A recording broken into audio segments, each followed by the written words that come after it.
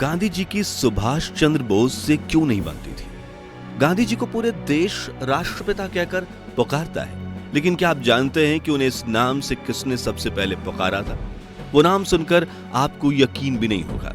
जहां वे सुभाष चंद्र बोस ही थे जिन्होंने रंगून स्टेशन से 16 जुलाई 1944 को दिए गए अपने बयान में गांधी जी को राष्ट्रपिता कहकर पुकारा था, और वो तब भी जबकि गांधी जी और उनमें बनती नहीं थी। दोस्तों, क्या आप जानते हैं कि सुभाष चंद्र बोस गांधी की बातों से अग्री नहीं करते थे और आजाद हिंद फौज की स्थापना की नौबत क्यों आई? आज अपने चैनल द थर्ड आई में हम आपको इस बारे में जानकारी देंगे। दोस्तों, हम आगे बढ़ें उससे पहले आप हमारे चैनल को लाइक और सब्सक्राइब करना ना भूलें, ताकि आपके लिए और मेहनत से नए नए वीडियोस बनाकर हम पेश कर सकें। तो अब आते हैं सुभाष चंद्र बोस और गांधी जी की बात पर। ये उस वक्त की बात है जब भारत आजाद नहीं हुआ था। हर कोई अपने अपने तरीके से भारत को गुलामी से छुटकारा दिलाने की कोशिश कर रहा था। गांधी जी का रास्ता अहिंसा का था। वे भारत पर राज कर रहे अंग्रेजों पर नैतिक दबाव डालकर अहिंसक रास्ते से उन्हें झुकाना चाहते थे, लेकिन सुभाष चंद्र बोस गांधी जी के विचारों से सहमत नहीं थे। उन्हें लगता था कि बगैर खूनी संघर्ष के आजादी नहीं मिल सकती। सुभाष चंद्र बोस और महात्मा गांधी के बीच मतभेद उस वक्त पर पहली बार उजागर हुआ जब सुभाष चंद्र बोस पहली बार महात्मा गांधी से मिले और उन्होंने गांधी जी से पूछा कि देश की आजादी को लेकर उनकी क्या योजना है। सुभाष चंद्र बोस उस वक्त खासा झटका लगा जब गांधी जी ने कहा कि उनके पास इसका कोई क्लियर रोड मैप नहीं है। इसके बावजूद सुभाष चंद्र बोस कांग्रेस के कार्यक्रमों और गांधी जी द्वारा चलाए जा रहे राष्ट्रवादी आंदोलनों में हिस्सा लेते रहे।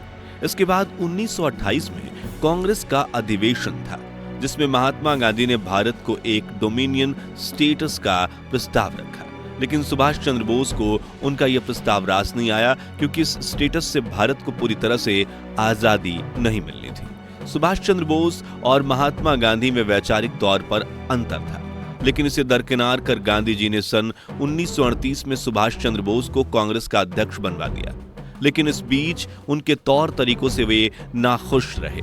सुभाष चंद्र बोस यह जानते थे, लेकिन वे गांधी जी के प्रति अंधी श्रद्धा नहीं रखते थे। दरअसल उस वक्त कांग्रेस में पूरी तरह से गांधी का दबदबा था, जबकि वे कांग्रेस के प्राथमिक सदस्य भी नहीं थे, लेकिन किसी की हिम्मत नहीं थी कि जो गांधी जी के विचारों और उनके फैसलों के खिलाफ जा सके। ऐसे में सुभाष चंद्र बोस का बर्ताव उन्हें मुश्किल में डालता था। सन 1939 में एक बार फिर कांग्रेस अध्यक्ष को लेकर गहमागहमी शुरू हुई। सुभाष चंद्र बोस ने एक बार फिर अध्यक्ष पद के लिए दावा पेश किया, लेकिन गांधी जी उन्हें एक बार फिर अध्यक्ष बनाए जाने के मूड में नहीं थे।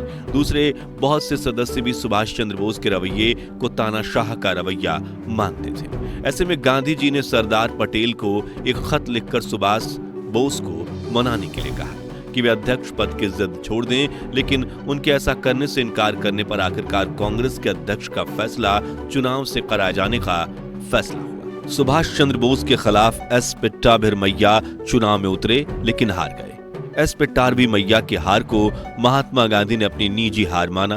माहौल में तनातनी रही और सुभाष चंद्र बोस की जीत से बौखलाए सरदार पटेल समेत 12 सदस्यों ने कांग्रेस की कार्य समिति से इस्तीफा दे दिया और उनके खिलाफ माहौल देखकर आखिरकार सुभाष चंद्र बोस ने भी पद छोड़ दिया। अब सुभाष चंद्र बोस का एक ही लक्ष्य था, भारत को पूरी तरह आजाद करना।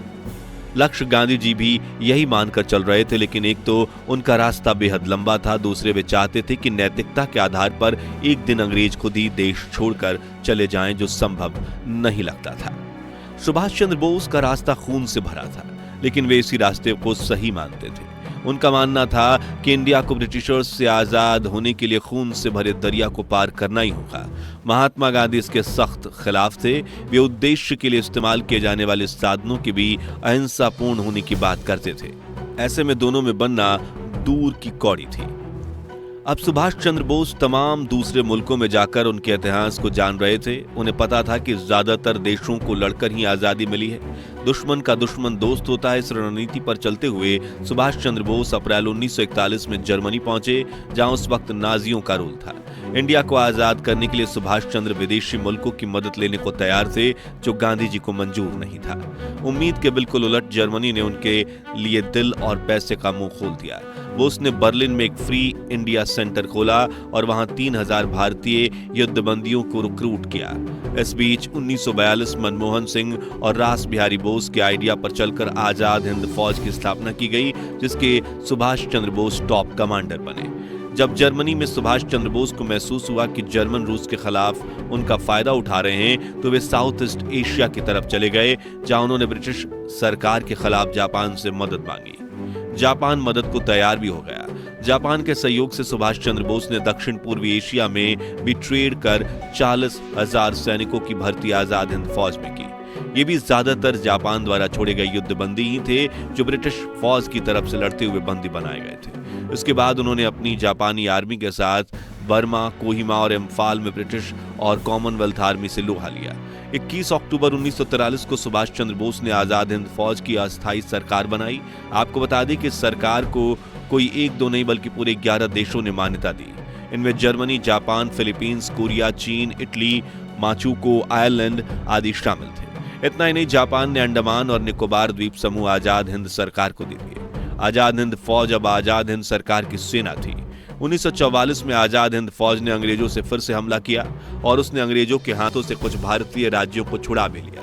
कोहिमा वार 4 अप्रैल 1944 से लेकर 22 जून 1944 तक चली। यह बहुत भयंकर वॉर थी, लेकिन आखिरकार जापानी सेना को पीछे हटना ही पड़ा। यहीं से सारी कहानी बदल गई। इस लड़ाई में करीब 15 दिन बाद ही 6 जुलाई 1944 को बर्मा स्टेशन से सुभाष चंद्र बोस का संबोधन आया था, जिसका जिक्र हमने ऊपर किया, जिसमें उन्होंने महात्मा गांधी को पहली बार राष्ट्रपिता कहकर बुलाया था। इससे पहले किसी ने महात्मा गांधी को इस नाम से नहीं पुकारा था। सुभाष चंद्र बोस ने अपने इसी संबोधन में महात्मा गांधी से निर्णायक जीत के लिए आशीर्वाद मांगा। उन्हें लगता था कि आजादी की मंजिल बेहद नजदीक है। आजाद हिंद फौज में भर्ती होकर नौजवानों की लाइन लगी थी। उनका युवा खून उबाल मार रहा था। इससे सुभाष चंद्र बोस खासे उत्साहित थे। हिंदुस्तान में ऐसे हजारों नौजवान थे जो आजादी के लिए अंग्रेजों से दो हाथ करना बेहद जरूरी मानते थे। ये देखते हुए सितंबर में सुभाष चंद्र बोस ने तुम मुझे खून दो मैं तुम्हें आजादी दूंगा का नारा भी दिया।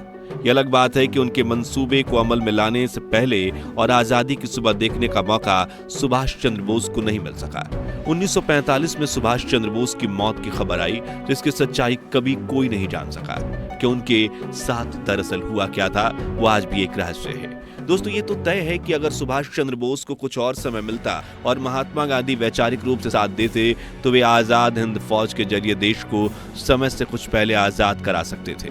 क्योंकि सच यही है कि आजाद हिंद फौज की कारगुजारियों के बाद से ही भारत पर राज कर रहे अंग्रेजों के दिमाग में यहाँ और रहने को लेकर डर बैठने लगा।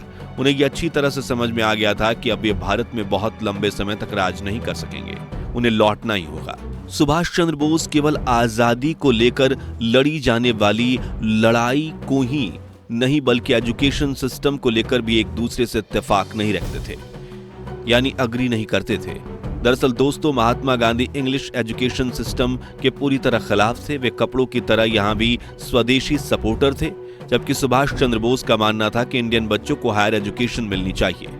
उन्हें इंग्लिश एजुकेशन सिस्टम से कोई परहेज नहीं था, बल्कि वे दुनिया का मुकाबला करने के लिए नौजवानों में मिलिट्री और टेक्निकल स्किल पर जोर देते थे।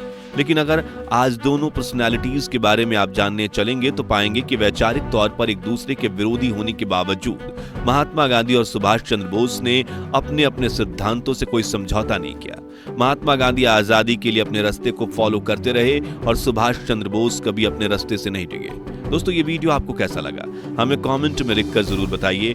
आपका फीडबैक हमारे लिए बेहतरीन कंटेंट लाने के लिए इंस्पायर करेगा। Thanks for watching.